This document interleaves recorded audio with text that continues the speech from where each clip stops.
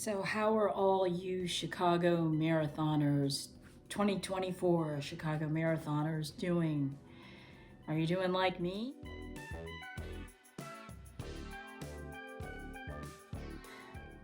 Let's see. About 5 days after the marathon, I was home, had been home for a couple of days, woke up, and it was like a truck hit me. Now, of course, that was like about 10, 11 days ago that I woke up feeling this way this past Saturday. And I finally just broke down because it was nothing but coughing. I'm going to slap myself on the wrist because I should have gone to see a doctor well before 8 days. I thought it was just a little cold and I would get over it. But with all that coughing, ultimately, I had to see somebody. So I was diagnosed with a sinus infection.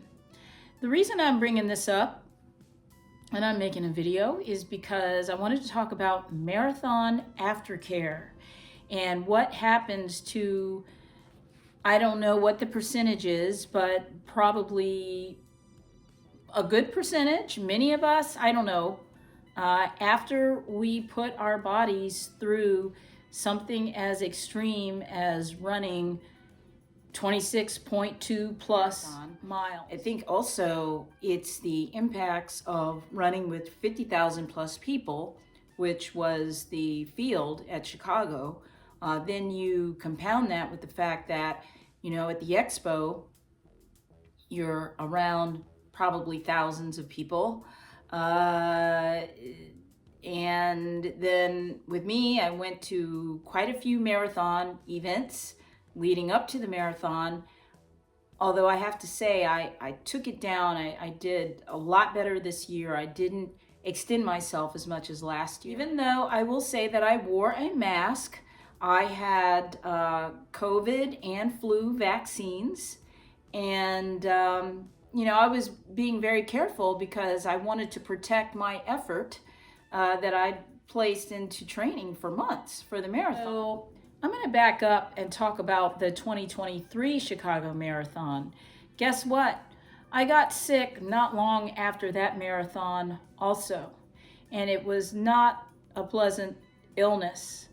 I couldn't run for a few weeks and just dealing with trying to recover from probably a challenged immune system. I think, when you exert yourself to your utmost potential at that point, the potential that you have at that point, when you're going for the highest goal in your race and you're just leaving it all out there, sometimes that effort leaves some of us vulnerable. I ate a lot of vegetables, fruit, drank juice, water, even leading up to, in the weeks leading up to the marathon. And I tried to keep up with that during, as much as I could, during race week when I was in the city. One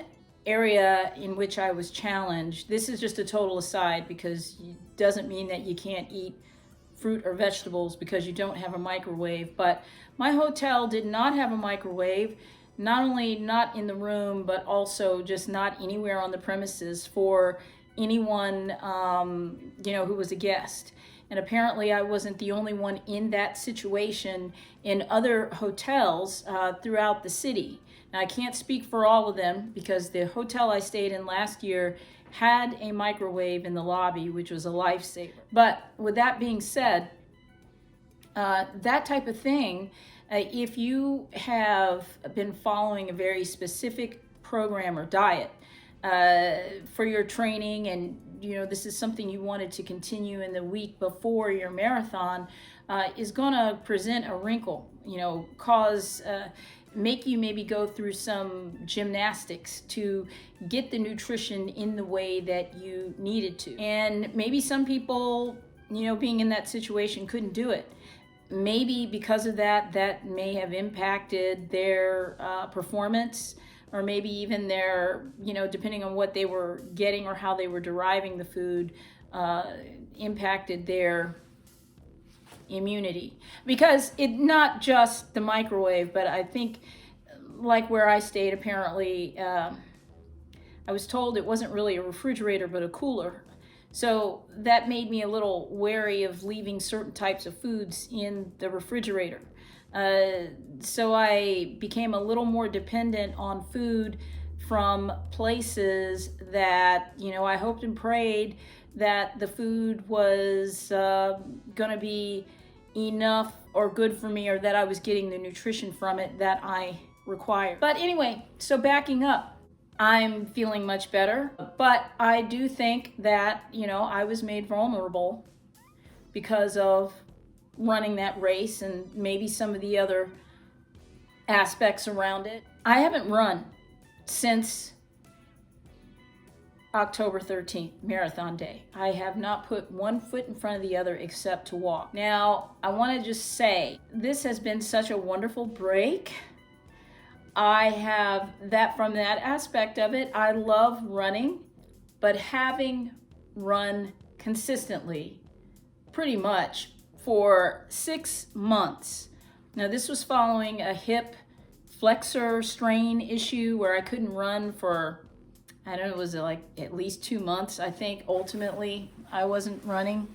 I have been enjoying sleeping. I've been enjoying taking walks, and then in the last few days, because I've been feeling better, getting a little competitive with myself with the walks, trying to get the pace down, and which I did successively over 3-mile walks. So at most I've walked like 6 miles in a single day, but that's 3 miles in the morning, 3 miles in the afternoon. I have not gone to the gym. I have to say, no stretching, no weights, no resistance training, anything. Part of that has to do with the fact that I was just not feeling well. Long story short,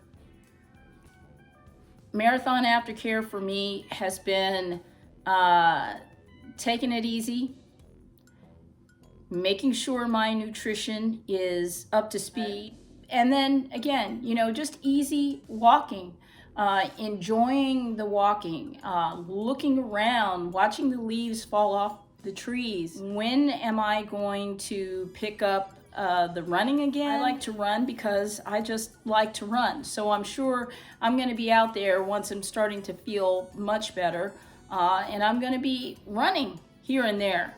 And some running here and there might be 6 miles, it might be 10 miles, it might be 3 miles. But that's the other thing, is it feels so good not to have to follow a schedule, just to know that when I'm ready to go out again, it'll just be because, hey, it's just what I want to do.